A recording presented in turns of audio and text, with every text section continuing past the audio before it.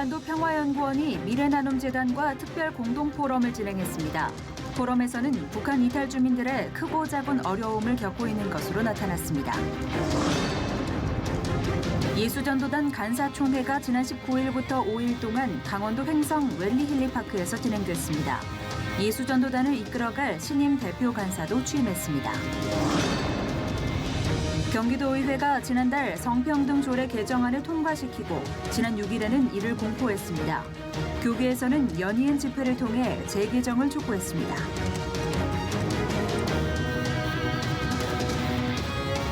여러분 안녕하십니까? C채널 매거진 굿데이 첫 소식입니다. 네, 북한 이탈 주민들 상당수가 목숨을 걸고 남한으로 왔지만 여전히 크고 작은 어려움을 겪고 있는 것으로 나타났습니다. 여전히 섬 안에 갇혀 있는 북한 이탈 주민들의 윤리적인 특성을 이해해야 한다는 목소리가 높습니다. 김효정 기자가 보도합니다. 한반도 평화연구원 미래나눔재단이 진행한 특별 공동포럼. 최병학 부산교대 박사는 북한 이탈 주민들은 남한 국민이지만 이념 갈등 속에 국민으로서의 권리를 누리지 못하고 있다고 설명했습니다. 최 박사는 탈북민들을 정확히 이해하기 위해 바울이 말한 것처럼 관습을 탈피해 경계를 허무는 윤리가 필요하다고 말했습니다. 신윤석 남북하나재단 박사는 탈북 과정에서 북한 이탈 주민들은 가정과 국가, 윤리관 등의 변화를 경험한다고 강조했습니다. 생존을 위해서 법과 규범을 어길 수밖에 없는 현실을 경험하며 윤리관이 약해지고 자본주의와 가정에 대한 집착은 강화된다는 것. 이로 인해 지나친 배금주의에 매몰돼 법과 규정을 위반하는 경우도 종종 발생하게 된다고 설명했습니다. 자신이 지위를 상승할 수 있는 유일한 통로는 돈을 버는 것이다. 그렇게 해서 그 여성으로서 또는 낮은 학력이나 사회적 지위 안에서 본인이 상류층이나 중상류로 올라갈 수 있는 유일한 수단은 바로 돈을 버는 것이다라는 이런 것. 바로 이런 속에서 지나친 배금주의, 경제력 확보를 위한 이런 것들이 잘못 어떤 다단계라든지 법 위반이나 경제부적응 이런 것들이 연관될 수가 있습니다. 이어 발제한 윤보영 동국대 박사는 감정을 억누르고 표현의 자유도 제한받았던 북한에서의 경험은 남한에서의 적응을 어렵게 하는 요인이라고 언급했습니다. 또 북한과 남한은 직장과 구직의 개념도 아예 다르다며 빠르게 변화하는 남한 사회에서 북한 이탈 주민들은 관계의 파열을 경험하게 된다고 말했습니다. 종합토론에서는 전우택 연세대 의과대학 교수, 현인의 이화여자대학교 북한학 교수 등이 토론자로 참여했습니다. C채널 뉴스 김효정입니다. 예수전도단 간사총회가 지난 19일부터 5일 동안 강원도 횡성 웰리힐리파크에서 진행됐습니다. 4년 동안 예수전도단을 이끌어갈 새로운 대표 간사도 취임했는데요. 그 현장을 변현준 기자가 전합니다. 손을 들고 뜨겁게 찬양하는 군중들, 그리고 작은 아이까지. 온 열방에 복음을 전하는 것을 목표로 사역하고 있는 예수전도단의 2019 간사총회 현장입니다. 이번 총회는 전국 20개 지부의 간사들과 그 가족들이 참여한 가운데 뜨거운 찬양과 특강, 기도회 등 은혜의 시간으로 채워졌습니다. 총회 첫날 진행된 대표간사 이취임식. 4년 동안의 대표간사 임기를 시작하는 김명선 목사는 하나님이 명령하신 선교를 힘있게 감당하는 예수전도단이 될 것이라고 말했습니다.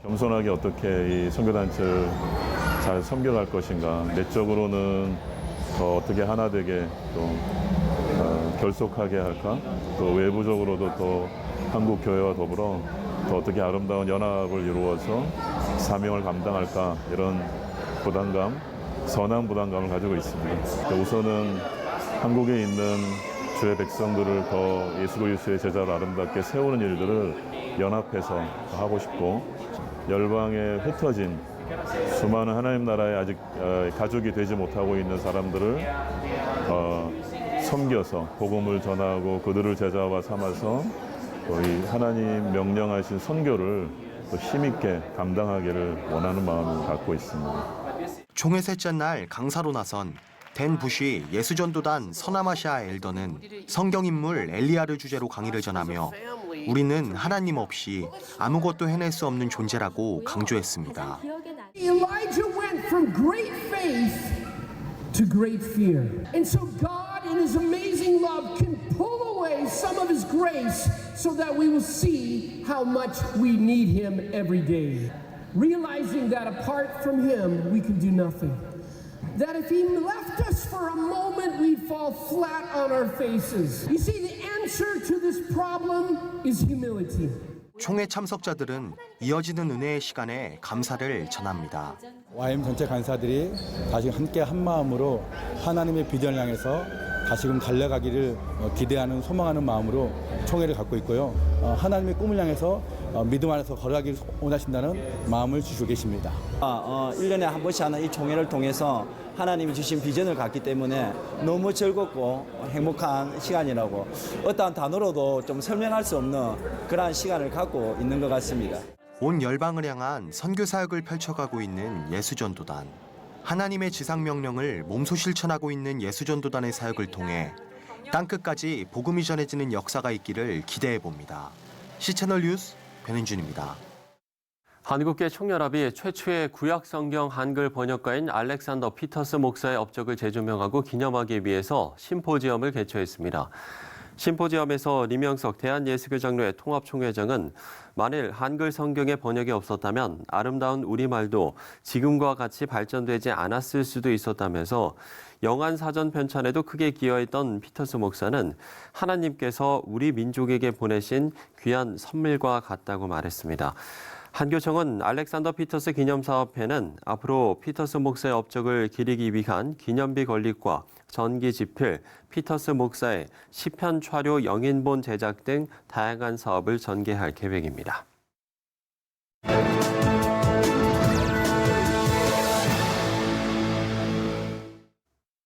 3주째 계속되고 있는 아마존 화재로 염려가 큽니다.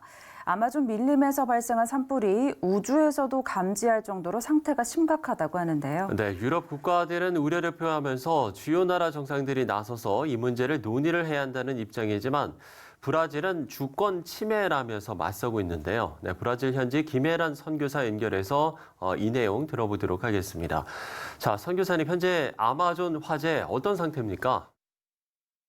이번 화재는 볼리비아에서 시작되었는데 화재의 원인은 비옥한 땅을 만들기 위해 불을 질렀다가 바람이 세게 부는 바람에 불이 다른 곳으로 옮겨 붙어서 확산된 것입니다.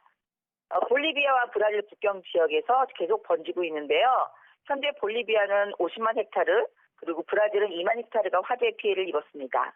지난 금요일부터 볼리비아 지역에서는 세계에서 가장 큰 화재 진화 위협 비행기가 작전을 수행하고 있는데 정부 대변인인 다니엘 카스트로는 가장 최악의 상황은 지나갔다 이렇게 말을 했습니다만 아직 불길이 잡히지 않은 상황이라서 추이를 지켜보아야 할 것 같습니다. 네, 앞서 말씀드린 대로 브라질 대통령은 이번 화재에 대해서 언급하는 유럽 정상들의 의견을 매우 불편하게 받아들이고 있는 것 같은데요. 모든 정규 방송을 중지하고 국민들에게 설명하는 시간도 가졌다고요? 네, 지난 23일 보소나루 대통령이 생방송으로 국민 대연설을 하였습니다. 보소나루 대통령은 아마존 지역은 브라질 영토이고 아마존 지역에 살고 있는 2천만 명의 사람들과 브라질 국민들이 아마존 지역을 보호하고 지켜야 한다는 사실을 인지하고 있고 또 노력하고 있다고 말했습니다. 그리고 불법적으로 이루어지고 있는 벌목이나 그 외의 산림 파괴 행위들을 근절할 수 있도록 모든 법적, 물리적 조치를 취하고 있어서 매년 파괴되는 범위가 줄어들고 있다고 합니다. 또한 신속히 군대를 보내 화재 진압을 돕도록 조치를 취하였습니다. 사실 매년 8월에 아마존 지역에서는 화재가 일어납니다. 너무 덥고 비가 오지 않아 매우 건조하기 때문입니다. 최근 15년간의 화재 발생 상황과 비교해보면 올 2019년 일어난 아마존 지역 화재가 평균에서 벗어날 정도는 아니라고 합니다. 따라서 지금 인터넷에 돌고 있는 사진이나 정보가 정확한 것이 아니고 정치적 음해라고까지 말을 했습니다. 브라질은 60% 이상 산림이 보존되고 있는 상황인데 프랑스를 비롯한 선진국 다른 나라들은 파리 기후 협정을 제대로 지키고 있지 않으면서 브라질을 공격하는 것은 잘못된 것이라고도 말하였습니다.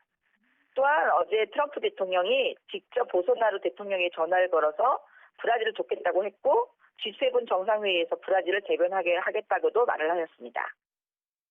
네, 이번 사안이 정치적이든 그렇지 않든 이 자연이 훼손되고 있는 것만큼은 분명한 사실이고 또 이게 다시 회복되려면 얼마나 많은 시간이 필요한지 우리는 여러 재난 경험을 통해서 알고 있는데요. 무엇보다 인근 국가들의 협력이 좀 필요할 것 같습니다. 어떻게 보시나요? 사실 그 아마존 지역은요, 브라질을 포함해서 8개 나라들이 소유하고 있어요. 정치적인 이유로 인해서 산림 훼손이 점점 증가하고 있지만 브라질을 제외한 다른 나라들은 산림 복구에 대한 예산도 적고 화재 진압 장비도 제대로 갖추고 있지 않습니다. 지금 볼리비아에서 작동 중인 화재 진압용 비행기 역시 빌린 것입니다. 그러다 보니 화재가 나도 자연적으로 진화되기만을 기다린 경우가 많기 때문에 매년 화재가 나면 아마존 산림은 훼손되고 자연적 회복 시간은 더디 걸리는 상황입니다. 그렇기 때문에 지금 아마존은 회복 속도보다 훼손 속도가 훨씬 빠르게 진행되고 있습니다. 브라질을 비롯한 다른 나라들이 함께 더욱 관심을 가지고 산림을 복귀하는 데 정책이나 예산 등을 만들어가야 하고 또한 아마존에 사는 사람들을 대상으로 계몽 운동도 해나가야 합니다. 지금도 화재 때문에 피해를 받고 있는 동식물들이 하루빨리 제자리를 찾을 수 있도록 불길이 빨리 잡혀서 하나님이 주신 창조 질서가 회복되도록 기도해 주시기 바랍니다. 네, 브라질 김혜란 선교사와 이야기 나눠봤습니다. 자, 지구촌은 매일 이렇게 사건, 사고가 끊이지 않습니다. 아무 일 없이 살아간다는 것 자체가 기적에 가까운 일이죠. 그래서 살아있다는 것이 더욱 은혜고 또 감사인데요. 이런 일상의 감사를 찬양으로 만들어내는 이들 중에 한 사람이 바로 CCM 가수 한웅재 목사입니다. 여름이 가을과 만나는 9월에 공연을 준비하고 있다고 하는데요. 6년 만에 신곡을 들고 찾아온 한웅재 목사를 박여명 앵커가 만나고 왔습니다.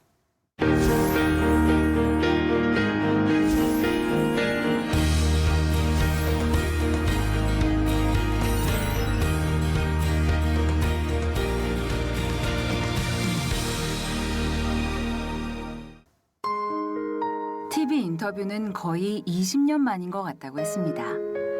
그간 어떻게 지내셨느냐는 평범한 질문에도 한웅재 목사는 잘 지냈다는 대답 대신 여전히 모르는 게 많고 그리스도인으로 살아가는 데 있어 여전히 지혜가 부족한 자신의 모습을 보며 묻고 또 물으며 살아가고 있다고 했습니다.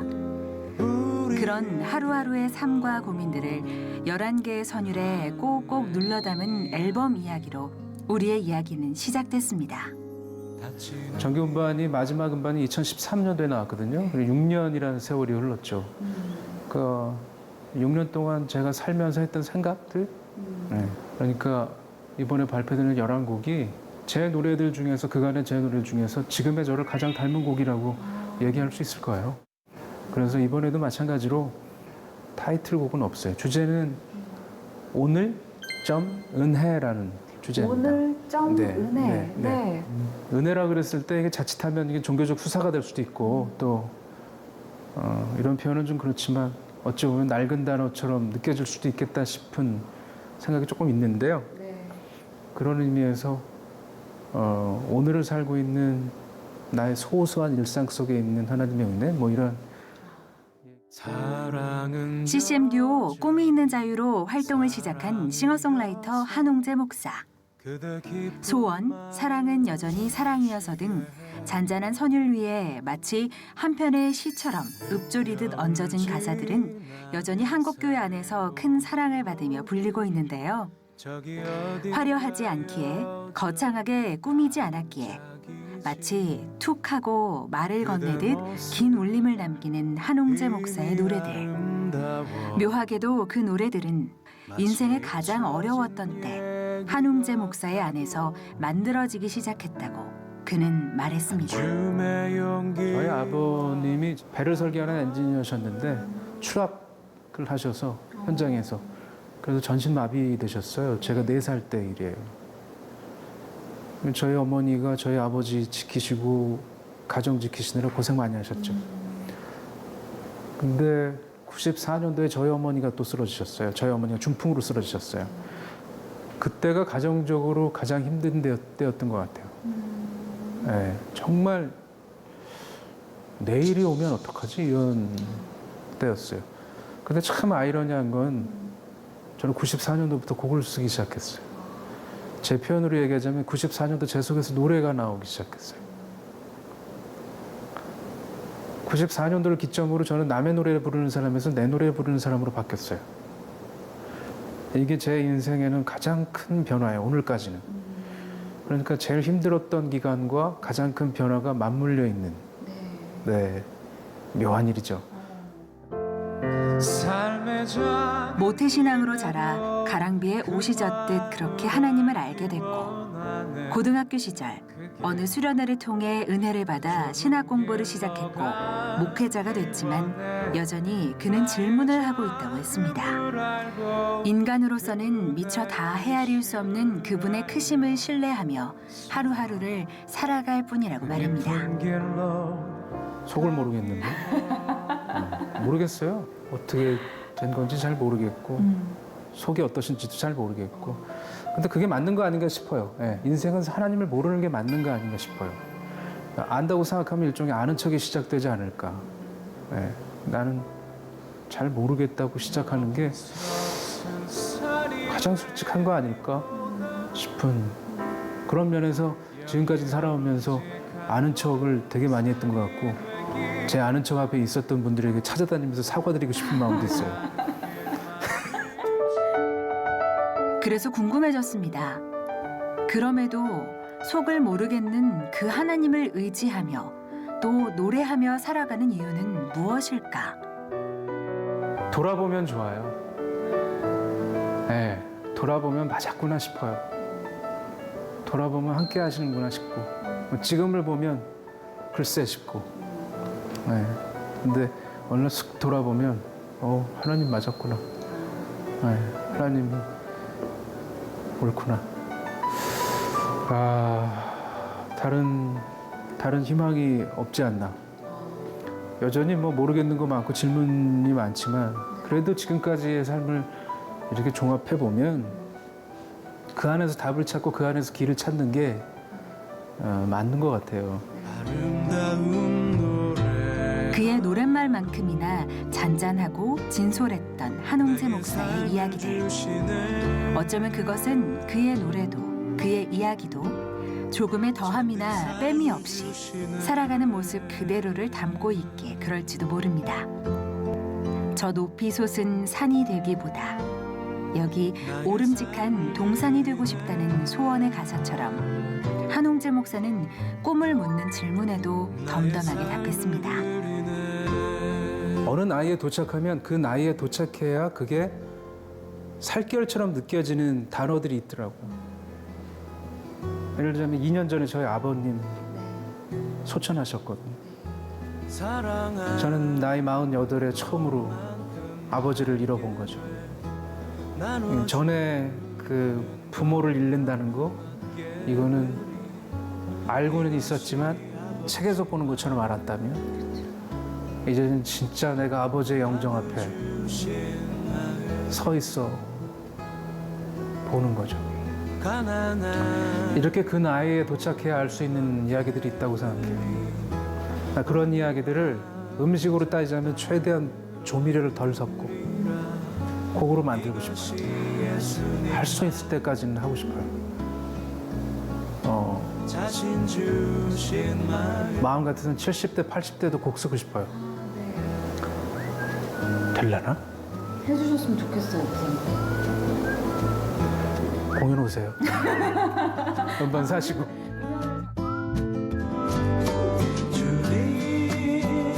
하나님께서 우리 인생에 주신 선물 중에 가장 귀한 것이 음악인 것 같다고 이야기하는 한홍재 목사. 인생의 가장 화려한 순간에도 결코 자만하지 않으며 가장 고통스러운 순간에도 결코 낙담하지 않을 수 있는 평안의 이유는 평안이란 상황이 만들어내는 것이 아니라 각자의 마음속에 결심과 시선이 만들어내는 것이기 때문이라고 한홍재 목사는 말했습니다.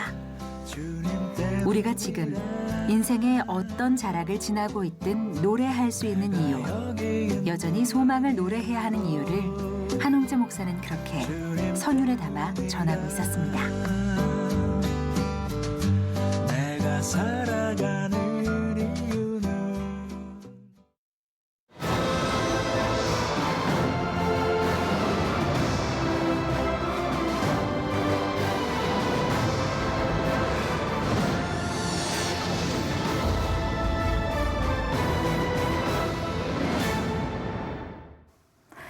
국내 곳곳 믿음의 순례길을 안내해드립니다. 대신종의 신학연구원 이종전 원장 나오셨습니다. 원장님 안녕하십니까? 네, 안녕하세요. 네.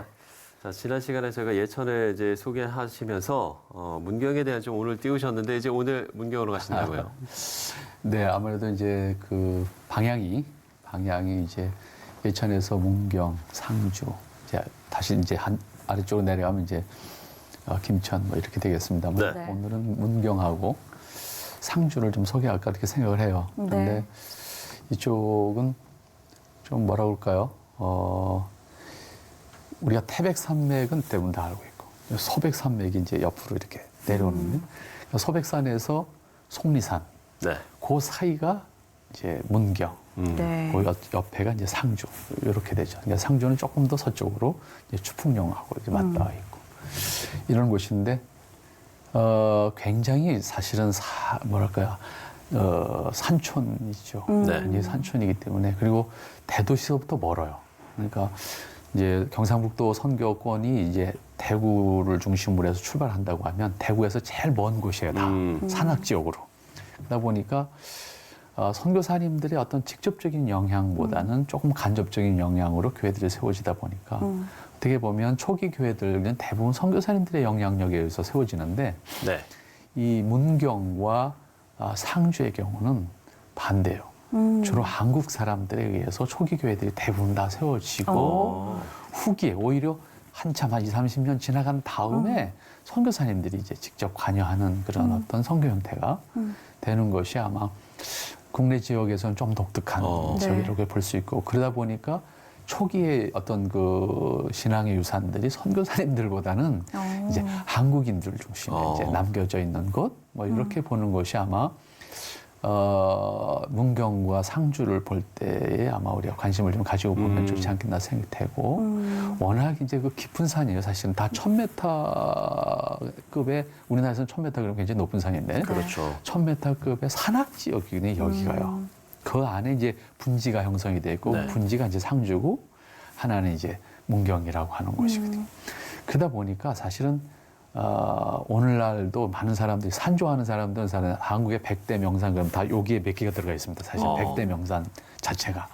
그러니까 그 정도로 이제 깊은 산악 지역이기 때문에 산 좋아하는 사람들은 이쪽 지역을 잘 아는데 일반인들은 오히려 이제 접근하기가 어려운 곳인데 그곳에 사실은 아주 일찍 교회가 세워지는 곳들이 있죠. 그러니까 그런 걸 보면 하나님이 섭리하시는 것은 정말 아까 우리 목사님도 그런 표현했는데 몰라요. 정말 예측할 수 없는 건데 어떻게 거기에 하나님을 믿는 사람이 거기서 나올 수 있을까? 이렇게 의아할 만큼 그런 동기들이 교회들이 만들어지고 그것이 거기에 어떤 그 근거가 돼서 그 지역에 다시 이렇게 교회 주변의 교회들이 또 다시 세워지고 그 후에 이제 선교사님들이 다가와서 교회를 키워가는 작업을 하는 그런 것이 문경과 상주라고 하는 곳으로 볼 수 있을 것 같습니다. 네, 그렇군요. 그러니까 문경과 상주 지역의 이게 선교 역사를 돌아보면 좀 다른 지역과 다르게 특이점을 갖고 있다고 볼 수 있을 것 같은데 좀 구체적으로 어떻게 좀 기독교가 들어오게 됐는지. 네, 그곳은 그러니까 아무래도 이제 문경은 이제 조금 또 루트가 좀 다르긴 한데 문경에 이제 최초로 세워지는 교회가 이제 그 하괴교회라고 하는 교회인데 이 하괴교회라고 하는 교회가 처음에 세워지는데 이 교회가 세워지는 것이 사실 정확한 문서로 남겨진 것은 없어요. 그러다 보니까 이제 구전에 의해서 내려오는 이야기들인데 이미 선교사들이 거기에 접촉하기 전에 다시 말하면 대구 쪽, 안동 쪽에 선교사들이 들어오기 전에 오히려 여기는 청주 쪽에 있었던 오월번 선교사님이라고 하는 분이 청주 거점에 활동하셨던 분들이 이제 청주하고 이 문경 사이에 큰 산이 이제 대야산이라고 하는 산이 있는데 그 대야산 골짜기를 이제 말을 타고 넘어오셨다 그래요. 그래서 이 하괴라고 하는 마을이 지금도 아주 산속 마을이거든요. 그러니까 문경이 지금은 문경시라고 하지만 옛날에 사실 점촌이라고 더 많이 알려졌어요. 문경은 오히려 문경 세제 밑에 조그만 고을이고요. 옛날엔 그 고을이 컸지만 근데 문경이 이제 점촌을 중심으로 커진 거는 역시 식민지 시대 때 커졌는데 그게 뭐냐면 이 지역에 전부 그 광산 개발이 많이 이루어졌어요. 그래서 우리나라에 사실은 많은 광산이 이 산 속에 다 들어 있거든요. 지금도 그래서 문경의 가은이라고 하는 곳인데 이 가은이라고 하는 곳에 우리나라 최대 석탄 박물관이 지금도 있고 네. 그렇습니다. 그리고 가은역이라고 하는 그 산 속에 있는 역이 문화재로 지금 지정이 되어서 보존이 될 만큼 아주 아름다운 역이 하나 있어요. 아주 조그만 역이지만 네. 바로 그 역을 지나가야 이제 이 하괴라고 하는 산속 마을에 있는 하괴리라고 하는 곳이 있는데 그 하괴리에 어떻게 이 경상북도 지역에 가장 먼저 된 교회거든요.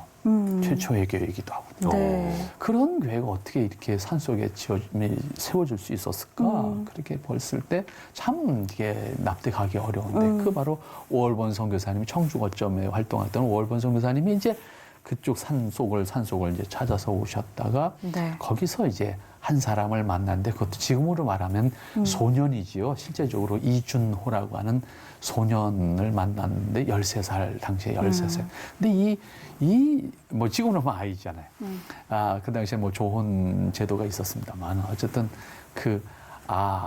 아이가 사실은 그 오월본 선교사님을 통해서 친구들과 함께 예수님을 믿게 되는데 이것이 자연스럽게 그 안에서 공동체 형성이 되고 그리고 그 후에 한참 지나가서 이제 선교사님들과 그러니까 안동 쪽에서 활동하시는 선교사님들과 연결이 되는 그런 과정을 통해서 교회로 이제 성장하는 어떤 그 과정이 있었지 않았느냐 이렇게 다 추측을 할 뿐이에요. 그런데 네. 분명한 거는 그 교회를 통해서 그 옆에 그러니까 지금 뭐 하자면 문경세제 그 IC를 나가서 바로 만나게 되는 것이 이제 마성면이라고 하는 곳인데 네. 그곳에 이미 이 교회를 통해서 다시 교회가 생겨요.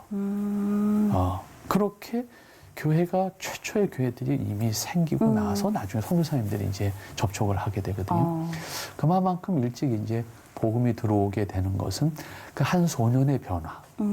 그리고 그가 뭐에 의해서 그렇게 이끌림을 받았는지 모르지만 그의 그 변화를 통해서 새로운 생명들이 그 안에서 공동체가 만들어지게 되고 근데 그것이 이제 좀 더 나이 먹은 어른들이 이제 공동체를 또 형성하게 돼요. 그래서 지금도 아주 외진 산 속에 조그만 예배당이야.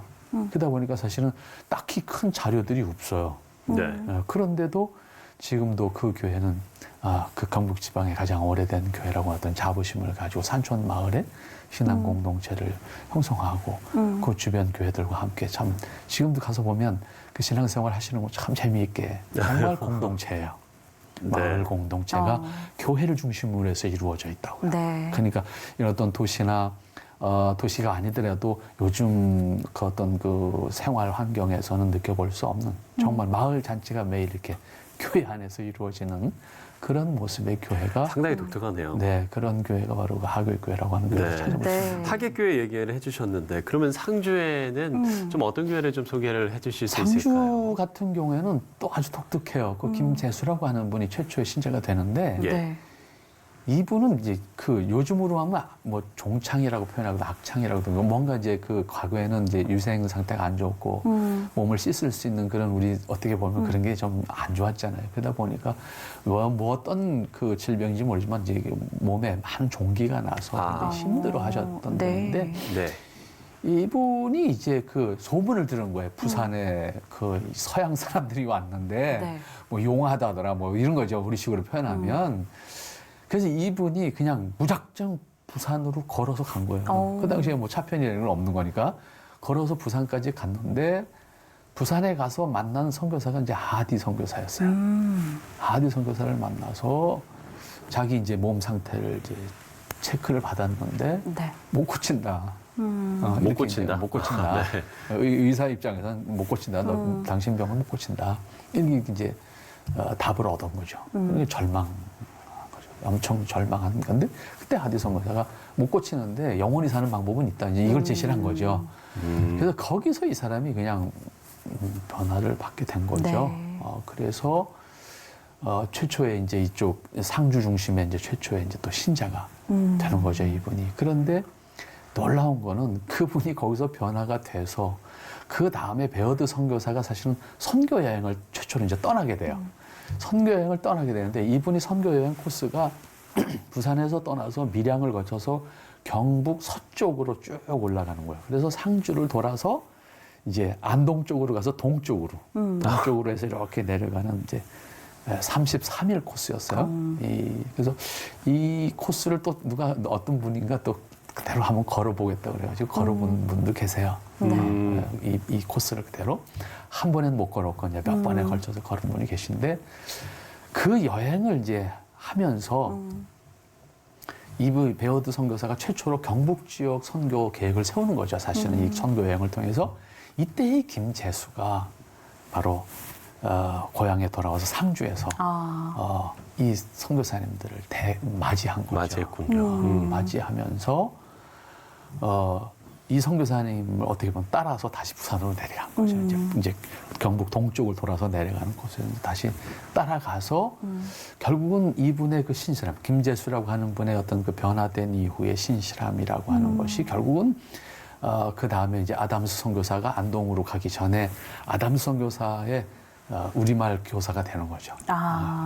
그래서 이 김재수라고 하는 분이 그 이후에 아주 집중하다 보니까 언어가 됐고, 그러니까 영어가 됐고, 영어 선교사들의 통역이 됐고, 그러면서 이제 안우야 선교사의 사실 통역 역할을 하면서 이제 한글 선생님이 됐고, 그래서 안우야 선교사님이 서울에 이제 회의를 오시면 회의 통역하러 또 와야 되고, 뭐 이런 역할을 하면서 그 과정 속에서 이분이 몸이 나아요. 그러니까 어떤 특별한 어떤 계기가 있었던 것은 아닌데 그런 과정을 통해서 이분이 몸이 나으면서 이분이 나중에 목사님이 돼요, 다시. 목사님이 평양신학교에 가서 당시에 평양 여섯신학교 공부를 하시고 목사님이 되시죠.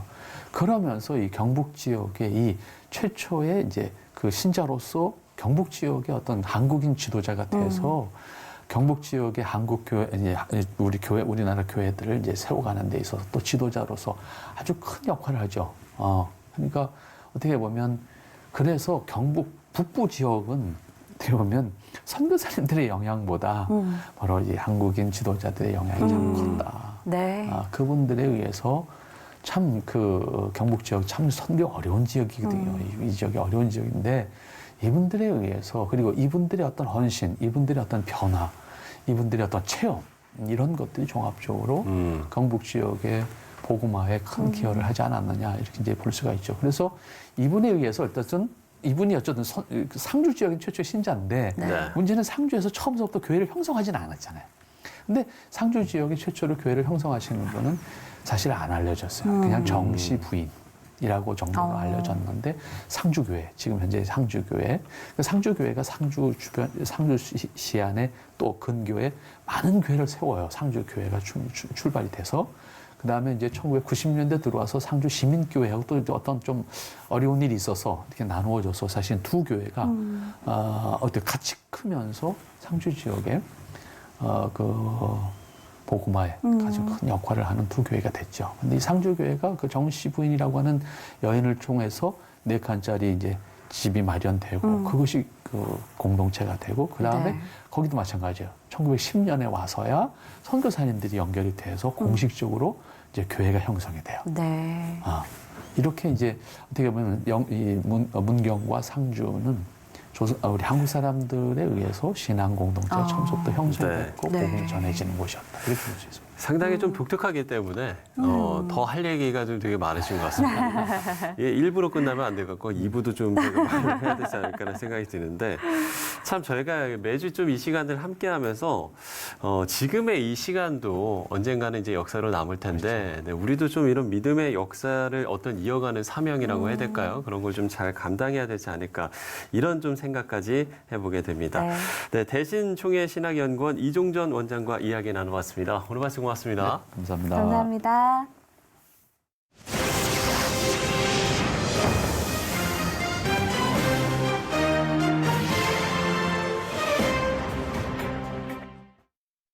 경기도의회가 지난달 16일 성평등 기본조례 개정안을 통과시켰고 지난 6일에는 이를 공포했습니다. 네, 부천과 수원시 의회에서도 지속적으로 논란이 되어 왔는데요. 부산대학교 길원평 교수 모시고 관련 내용 들어보도록 하겠습니다. 교수님 안녕하십니까? 안녕하십니까? 네, 안녕하십니까?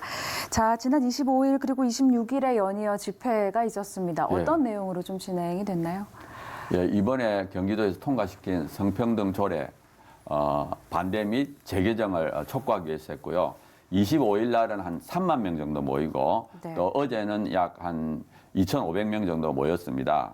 이렇게 많은 경기도민이 모인 이유는 뭐냐면은 네. 이번에 그 성평등 조례가 개정된 내용이 공공기관의 장 및 사용자는 성평등위원회를 설치 운영하도록 노력해야 된다. 그런 규정이 있습니다. 네. 여기서 말하는 사용자라는 것이 뭐냐 하면은 근로자를 고용하는 모든 사람이에요. 그러니까 네. 쉽게 말하면 경기도 내에 있는 뭐 민간 사업자, 신학교, 또 교회까지도 성평등위원회를 만들어야 됩니다. 네. 그런데 또 왜 이걸 만드는가 하면 예. 그 목적이 뭐냐 하면은 양성평등 24조를 효율적으로 추진하기 위해서 성평등위원회를 만들어라 했는데 네. 그 양성평등 기본법 24조가 고용에 대한 겁니다. 그러니까 따라서 이제 성평등을 고용에 적용해라. 근데 왜 이걸 우리가 반대하는가 하면 네. 성평등하고 양성평등의 의미가 다릅니다. 양성평등은 남녀평등인 반면에 성평등은 젠더평등인데요. 여기서 말하는 젠더라는 것은 자기 마음으로 생각하는 성정체성입니다. 예를 들어서 트랜스젠더 그러면 자기 생물학적 성과 반대로 생각하는 사람. 네. 그다음에 젠더 플루이드 하면 젠더가 자꾸 바뀌어요. 아침에는 남자였다가 저녁에 여자가 됐다가 오늘은 남자였다가 내일 여자가 됐다가 예. 그다음에 데미젠더는 반은 남자고 반은 여자고 바이젠더는 남자인 동시에 여자고 그러니까 수십 가지 성정체성이 있는데 네. 이 모든 성정체성 사이의 평등이 성평등, 젠더평등입니다. 그래서 결과적으로 어떻게 되느냐? 그러면 경기도 내에 있는 모든 교회는 성평등위원회를 만들어야 되고 트랜스젠더가 교회 사무원으로 취직하겠다 할 때 거부할 수 없게 됩니다. 그래서 우리가 모든 교회와 경기도민이 들고 일어났다고 보시면 됩니다. 예. 네. 근데 지금 이 안을 대표 발의한 도의원은 이 성평등위원회가 그러니까 이제 성평등이 아니라 양성평등을 위한 것인데 교계의 반발이 좀 답답하다. 이제 이런 입장인 거잖아요. 예. 이 부분에 대해서는 그럼 어떻게 보시는 거예요? 이번에 이제 대표 발의하신 분이 박욱번 의원인데요. 네. 이분이 2015년도에 인천일보에 글을 적었습니다. 네. 뭐냐면 경기도 성평등조례의 개정음이라는 글을 적었는데요. 그 내용에 보면은 양성평등을 반대하는 이유를 적었어요. 왜냐하면 양성평등은 양성에 기반한 이분법적 젠더관념을 수용함으로써 다양한 섹슈얼리티를 고려하지 못한다. 그 다음에는 성차별은 남녀 사이에만 존재하는 것이 아니라 성적 지향에서 따라서도 생길 수 있는데 그걸 다룰 수 없게 한다. 그 다음에 건강가족, 정상가족 이데올로기를 강화시킨다. 이 말이 뭐냐 하면은 양성평등은 다양한 섹슈얼리티, 조금 전에 성정체성이죠. 그걸 고려하지 못하고 동성애 차별 금지를 다루지 못하고 그 다음에 정상가족, 일부 일처제를 강화시킨다. 네. 따라서 이분이 주장한 것이 뭐냐면 동성애는 동성애 차별 금지와 동성 결혼을 이제 인정하는데 양성평등은 그걸 하지 못하기 때문에 하고 있다. 그런데 최근 들어서 이분이 성평등 조례는 성소수자를 포함하지 않는다. 양성평등이다. 이렇게 말하는데 네. 자기가 기존에 주장하는 거 완전히 정반대를 이제 왜곡되게 말하고 있다. 이렇게 보시면 되겠습니다. 그렇군요. 이 같은 맥락에서 좀 질문을 드리자면 이런 입장도 있습니다. 성평등이 곧 동성애 수용이다. 이렇게 해석하면 좀 안 된다. 이런 입장도 있는데 여기에 대해서는 어떻게 좀 보시나요? 예를 들어서 이제 성평등, 아까 젠더라는 말이 제가 생물학적으로 난자지만 내가 여자라고 생각할 수 있어요. 자기가 여자라고 생각하면 누구를 사랑하겠어요? 남자를 사랑하죠. 결과적으로 성평등은 동성애와 동성결혼을 인정하게 되는 결과를 낳습니다. 그리고 이제 정말 성평등이 그런 의미냐 하고 의문을 가지는 분들이 계실 거예요. 네. 우리나라 위키백과를 이제 검색해 보면 성평등은 성소수자를 포함하고 있다. 이렇게 분명히 나오고요. 네. 그다음에 2014년도에 국회 공청회 열렸는데 여성발전기본법을 양성평등 기본법을 바꿀 것이냐, 성평등 기본법을 바꿀 것이냐고 논쟁이 있었어요. 네. 그때 4명의 전문가를 불렀는데 그중에 3사람은 성평등 기본법으로 가면 안 된다. 양성평등 기본법으로 가야 된다. 왜냐하면은 성평등에는 다양한 성, 제3의 성, 동성애, 성적 지향을 포함하기 때문에 성평등 기본법을 가면 안 되고 양성평등 기본법을 가야 된다. 그랬고 결국에는 여성발전기본법이 양성평등 기본법으로 바뀌었습니다. 그 다음에 2017년도에 헌법이 바뀌려고 그랬어요. 개헌을 하려 했는데 그때 개헌특위 자문위원회 회의록을 보면 우리나라 헌법 36조에 양성의 평등, 그러니까 결혼제도입니다. 혼인 및 가정생활을 네. 양성의 평등을 성평등으로 바꿔야 된다. 그 다음에 동성결혼을 인정해야 된다. 이렇게 주장했어요. 그러니까 우리 그때 굉장히 전국적으로 11개 도시에서 토론회를 할 때 양성평등을 성평등으로 절대 바꿀 수 없고 동성애, 동성결혼을 합법화하면 안 된다 해가지고 결국 뭐 광주에서 2만 명, 대전에 3만 명 모여서 그걸 막았습니다. 막았는데 2017년도 마무리하고 2018년도 1월 달에 개헌특위 자문위원회가 해산하면서 1월 달에 보고서를 냈어요. 보고서를 보면은 양성평등은 선천적, 생물학적 차이를 나타내고 성평등은 후천적이다. 문화와 환경을 나타낸다. 하고 그 다음에 또 무슨 말을 했느냐? 헌법에 있는 양성의 평등을 성평등으로 바꿔가지고 동성결혼을 인정해야 된다고 되어 있습니다. 그러니까 네. 분명히 성평등은 동성애, 동성결혼을 인정하는 그런 개념이라는 것을 모든 사람들, 전문가들은 다 알고 있다. 이렇게 보시면 됩니다. 네, 그러니까 좀 다시 한번 정리를 해보면 이제 성평등이냐 양성평등이냐의 문제인데 예. 성평등은 어떤 성소수자 또 동성애 어떤 젠더 평등 이런 여러 가지를 이제 포괄하는 개념이고 맞습니다. 양성평등은 이제 남녀 평등을 의미하는 거기 때문에 네. 이제 기독교계에서는 이 양성평등을 사용해야 된다 이런 맞습니다. 뜻인 거죠. 예, 맞습니다. 그렇군요. 양성평등의 의미와 저희 성평등의 의미까지 저희가 좀 정리를 해봤는데요. 예. 그 이번에 공포된 조례안을 보면은 선언적인 의미 일본 강제성은 없다고 되어 있기는 합니다. 그런데 이번에 조례안의 영향 그럼에도 무시할 수 없다고 보시는 것 같은데 어떻게 좀 그러니까 이제 아까 말씀드린 것처럼 성평등위원회를 설치 운영하도록 노력해야 된다. 이렇게 돼 있어요. 노력해야 되기 때문에 이건 의무 조항이 아니고 공고 조항이다. 이렇게 주장합니다. 그런데 법제처에서 만든 그 자료에 보면은 노력해야 된다는 것은 의무 규정을 표현하는 방식이다. 이렇게 되어 있고요. 네. 그다음에 우리가 또 만약에 이게 공고라고 해도 잘못된 걸 공고하면 안 됩니다. 예를 들어서 공고라는 것은 뭐냐면은 이방역을 가는 것이 옳은데 그렇게 하지 않더라도 봐주겠다는 뜻이거든요. 그러니까 예를 들어서 우리가 잘못된 걸 공고하는 조례를 만들면 안 되죠. 그래서 우리는 이 잘못된 걸 왜냐하면은 공고라는 것은 그 방향이 옳다. 도덕적인 정당성을 부여하고 법적인 인정을 하는 겁니다. 그래서 우리는 교회에서도 성평등위원회를 만드는 걸 반대하고요. 공공기관에도 만드는 걸 반대합니다. 왜냐하면 뭐 공공기관 모든 민간기업체가 이 동성애와 동성결혼을 인정하는 풍토로 가는 것은 우리 교회가 반대하는 거예요. 예. 좀 비슷한 질문이 될 수도 있을 것 같은데요. 어쨌든 지금 각 지자체마다 이런 문제들이 지속적으로 일어나고 있는 상황인데 그러면 이제 가장 큰 문제가 뭐라고 이제 판단을 하시는 건가요? 이게 이제 위장과 거짓의 문제입니다. 예를 들어서 이분들의 공통된 주장이 뭐냐면 양성평등과 성평등 같다. 맞지? 성평등은 양성평등의 줄임말처럼 이렇게 하고 있는데 그게 아니라는 것을 알려야 됩니다. 대부분의 사람들이 잘 모르고 있어요. 그래서 올해 이걸 열심히 알려야 되고요. 그다음에 이거를 추진하는 세력들이 있습니다. 대표적인 단체가 여성단체입니다. 한국여성단체연합이라는 아주 강력한 여성단체가 있는데 여기서부터 여성 국회의원도 나오고 시의원도 나오고 도원도 나오고 이번에 이제 조례를 발의한 사람도 여성분입니다. 그분도 역시 한국여성단체연합 이런 진보 여성단체에서 이제 훈련을 받고 도의원이 된 거예요. 그래서 이 여성단체가 사실은 어떻게 보면 여성에게 불리한 성평등을 지지하고 있어요. 한번 보세요. 우리가 성평등이 이루어지게 되면 남자, 여자가 구별이 없어져요. 남자가 여자라고 느끼면 여자 화장실도 갈 수 있고 탈의실도 갈 수 있습니다. 이미 서구에서는 그걸 막을 수가 없어요. 또 남자가 여성 스포츠팀에 들어갈 수 있어요. 그러면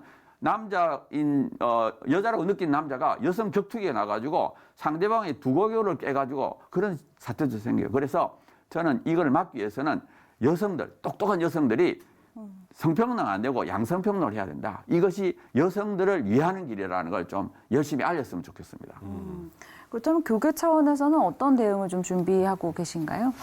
조금 전에 말씀드렸듯이 성평등하고 양성평등이 다르다는 것을 이제 경기도 내에 31개 시군에 많은 교회에 우리가 뿌리고 있고요. 우리 전단지를 무료로 제작해서 뿌리고 있고 그다음에 이 전단지를 거리에서 일반 사람들한테 더 알려줘야 된다고 저는 생각합니다. 그리고 이 심각성을 알려야 돼요. 정말 이 성평등이 이루어지게 되면 윤리도덕이 부괴되고 또 결국에는 교회가 무너지게 됩니다. 하나님의 창조 질서가 무너지게 되고요. 그래서 이 법과 조례를 만들게 되면 법과 조례는 공권력으로 이걸 강요하게 됩니다. 그리고 이번에 조례를 보면은 성평등위원회를 만들면 그 비용의 전부 또는 일부를 도지사가 지원할 수 있다고 해요. 그걸 만들려고 권장을 하는 거예요. 그래서 우리가 이거를 반드시 막아야 된다고 생각합니다.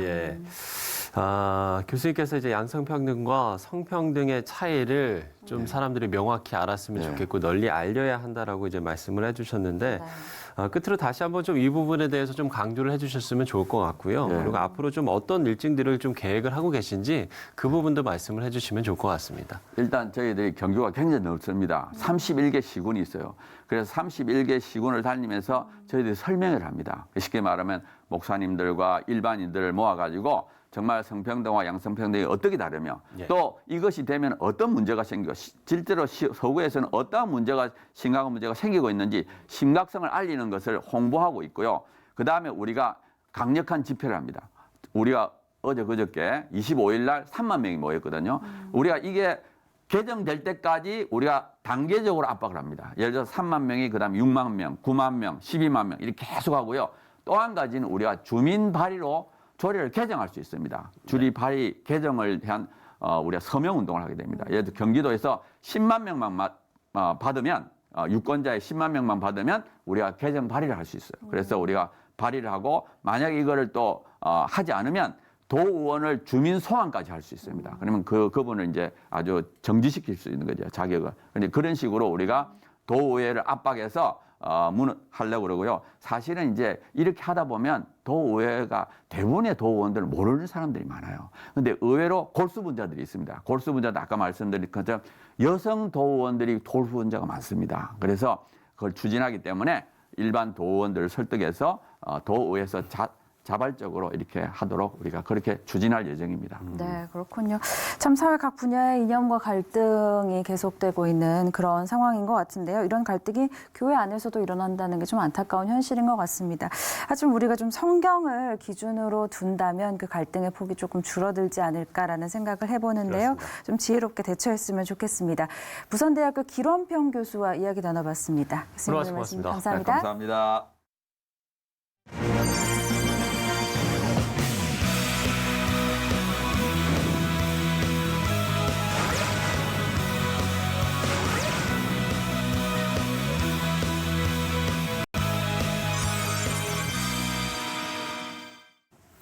앞서 보도해드린 대로 안타까운 탈북 사건으로 교회가 할 수 있는 역할이 무엇일까를 고민하는 분들이 많아졌습니다. 네, 국가가 놓쳐버린 일, 하지만 가장 중요한 생명과 관련된 일들에 대한 책임감 때문인데요. 매달 지급되는 수당이나 복지 시스템보다 진정성 있는 관심만이 해결책임을 잊지 않아야겠습니다. 네, 시채널 매거진 굿데이 오늘 순서는 여기까지입니다. 시청해주신 여러분 고맙습니다.